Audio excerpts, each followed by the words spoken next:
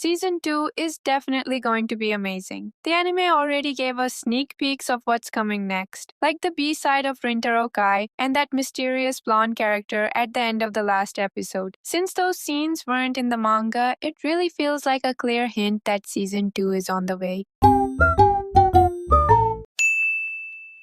I honestly thought the second season would be announced 2 to 3 weeks after the last episode, but they're taking their time, so here are the spoilers if you can't wait. We're starting from chapter 34 of the manga, and it kicks off with Rintaro casually winning a tough physical challenge like it's nothing. And at the end, he says just 2 words, and it sends his fans absolutely crazy. Tamon and Utage are watching him on TV. Tamon wonders how someone could even train like that, while Utage thinks that maybe he's the one member who doesn't have a secret side. And then, like always, before Tamon can overthink himself into becoming a mushroom, Utage cheers him up. When her shift ends, she's lost in thought about her feelings for Tamon and drops one of her boards. That beautiful blonde character appears again. She picks up the board, looks at it, and just throws it away, calling it lame. Now you remember how in the last episodes we heard their new song Fly? The group is now practicing the dance until their manager walks in with the news that Rintaro is quitting the band.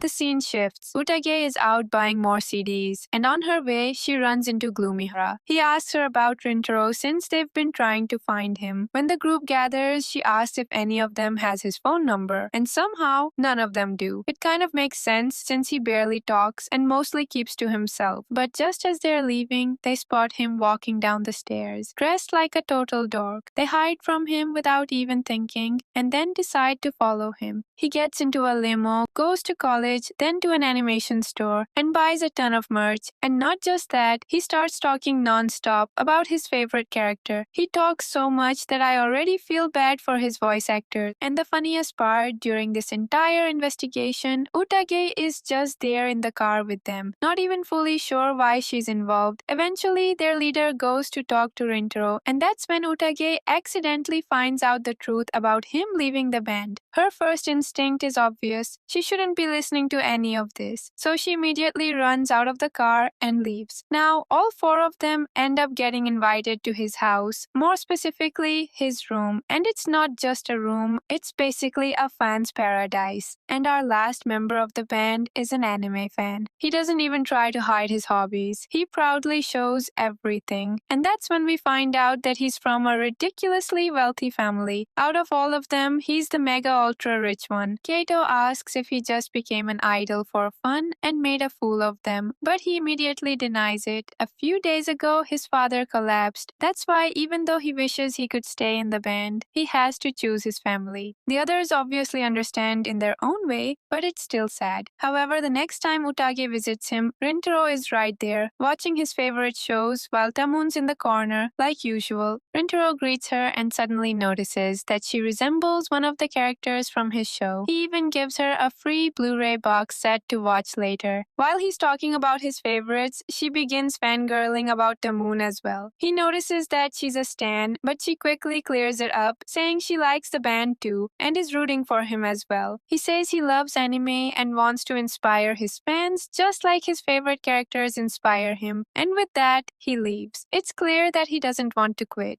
The next day, Utage goes to meet another client, and it turns out to be Rintaro's house. His mother had requested a cleaner. She looks scary at first, but she's just like him. Soon, he and Tamun join them, and with his sweet, idle talk, Tamun makes her blush. While she starts cleaning, Rintaro brings out his CDs. Tamun suddenly asks why he auditioned for the group. There's a moment of silence, and just as Tamun starts having a mental breakdown, Rintaro mentions that when he's nervous, he clams up. It's not because he's mad, it's just an old habit. He tells them it was an impulsive decision, and because he had no experience in singing, dancing, or rapping, he had to work harder than everyone else. And that pressure sometimes makes him freeze. But before he can go further, his mother walks in with tea and a maid outfit for Utage. She's going to look so cute, and Tamun is definitely going to have a heart attack. He follows his impulsive thoughts and locks her in a room. Rintaro sees that and asks him if he really loves the the maid uniform. Then, the blonde character is properly introduced. She's Rintaro's younger sister, Rinka. When they were kids, she wanted to be just like him. She dreamed of taking over their father's work and staying by his side forever. But when he chose to become an idol, everything changed. In this scene, she comes back home and Rintaro introduces her while she acts like a brat. And just like that, she leaves again. Tamon asks if they should go after her, but they can't just drag her home and lock her inside, so they let her be. Rintaro says that she'll probably find different things she loves and wants to pursue them, meaning that he's giving up his own dream for her. That's when Tamon speaks up. He says he doesn't want Rintaro to quit. Even if they're not close, he wants all five of them to stay together, to learn about each other and perform together. Rintaro is genuinely surprised because he didn't think any of his bandmates would try to stop him like this. The scene ends there and they go home in a limo while Tamon freaks out about what he just said, wondering if he stuck his nose into someone else's family business. But Utage makes him realize that Rintaro looked happy when he said that, so it's all fine.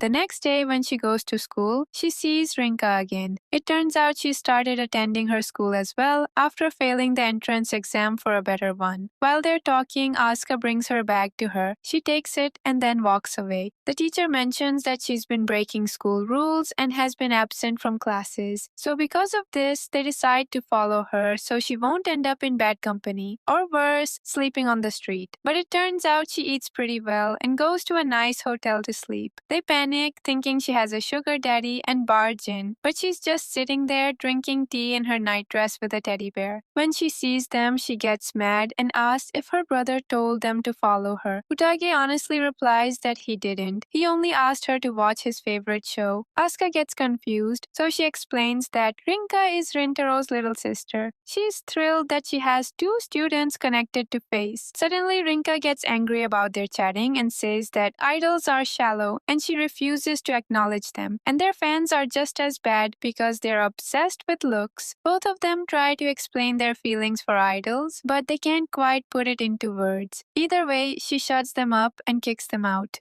Utage tells all of this to Tamon the next time she sees him, mentioning that she's glad Rinka at least has a safe place to stay, and that she said she won't go home until her brother quits Face. Then they come up with the idea that all they need to do is make her like idols. She accidentally asks him how he would make her a fan, since he's really good at getting people to like him. He goes all out, saying the kinds of things that would normally make her head explode, but this time she doesn't even have time to process it because the door bursts open and Ori walks in. He gives Utage a VIP ticket to the fan meeting, saying his mother was supposed to go but couldn't make it because of work, so she can give the ticket to Rinka.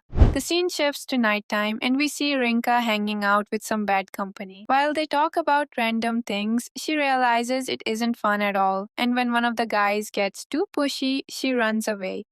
The next day, Utage tries again. This time, she talks about Face. Even though Rinka looks a little annoyed at first, she still listens. Utage goes all out describing every member. But of course, she talks the most about Tamon. At the end of the day, Utage apologizes for the long rant, but she brushes it off, saying she doesn't dislike people who talk excitedly about what they love. In the middle of their conversation, that same guy shows up again. He tries to drag her along to whatever plan she had half agreed to. But before they can leave, Utage says she's her friend and that she'll go with them. Back at Tamon's place, he's panicking because Utage is late. Then they receive a photo in the group chat. Utage and Rinka with some random guys. Kato sent it and has been following them because something felt shady. Somehow all of them decide to meet up and spy on them together. The girls get dragged to karaoke and immediately regret their decision. Rinka thanks Utage for coming along, saying the guy hits on her a lot and is really pushy. He even tries to give her alcohol. In the other room, the band is gathered and Rintaro has just arrived, asking about his sister. Natsuki bluntly tells him that his sister is on a group date in the next room. He gets emotional, thinking he should be happy, but he has mixed feelings because his little sister is growing up. He takes a moment and tells them about a family trip to Egypt, where they visited a statue that granted wishes. While his sister made a wish, he didn't know what to wish for. He says she was always more family-oriented than him. She was ready to support their father in the future, and now she's she's run away. He never saw it coming and he feels like he's failed as a big brother. Tamon joins in and asks what his sister might have wished for at that statue, what her real dream is. Because when people act out of hate, it's often because they've forgotten what they love. All they have to do is remind her, and that's their job as idols. In the other room, Rinka has already spilled alcohol on the guy, and now things are getting tense. He says he thought she could join their group because she was lonely, and she snaps, saying she was only lonely because her brother moved out, and she was never interested in them. That's when Rintaro walks in, and the guy immediately backs off when he sees how muscular he is. But then he sees the mic, plays his favorite anime song, and starts singing. Seeing him, Rinka runs up and hugs him, saying she had so much fun spending time with him, and that she really just wanted to be like him. He pets her head like a big brother, and the rest of the group joins in. Ori pulls the guy away from Utage, and Tamon checks to make sure she's okay. Rintaro tells his sister that being an idol is what he enjoys the most right now. Then they sing a live karaoke concert for them. Before they leave, Tamon pulls Utage aside and hugs her, telling her how thankful he is that she's safe. He says he wouldn't know what to do if he lost her again. She remembers when she resigned and tells him not to worry. She's not going anywhere.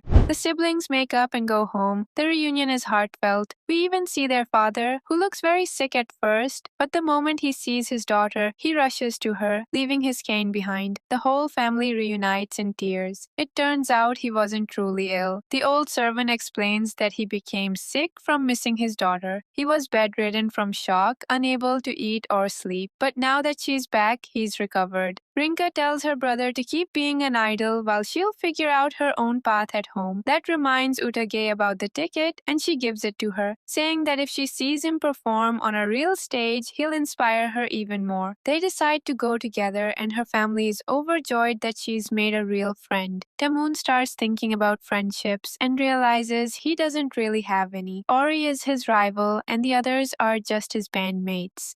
Finally, we get the fan meeting scene. The three girls reunite. They sit down as the group answers fun questions until it's Rintaro's turn. His question is about his college major. He says he studies political science and that he originally had a different career path in mind, but now he wants to move forward with his fans and his bandmates and use what he's learned in his own way. He ends by thanking everyone for their support. The crowd is in tears. The day ends just like that.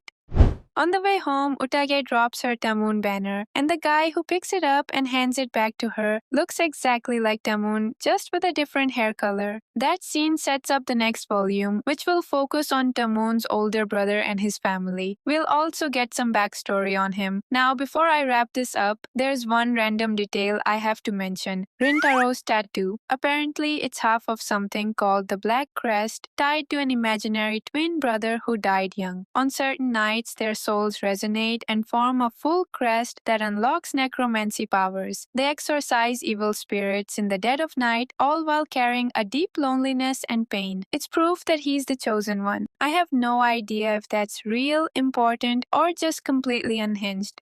Anyway, that was my summary of Volume 8. If you want, I can cover the next volume or even go chapter by chapter in more detail while we wait for Season 2. Let me know in the comments. Alright, that's it for this video. I hope you enjoyed it. Thank you for listening to me. Take care of yourself and goodbye. No, you'll never be the same. I don't really want to hurt you, but I can't control the pain. If you're sticking by my side, maybe we could be okay. Okay, maybe you could be the change.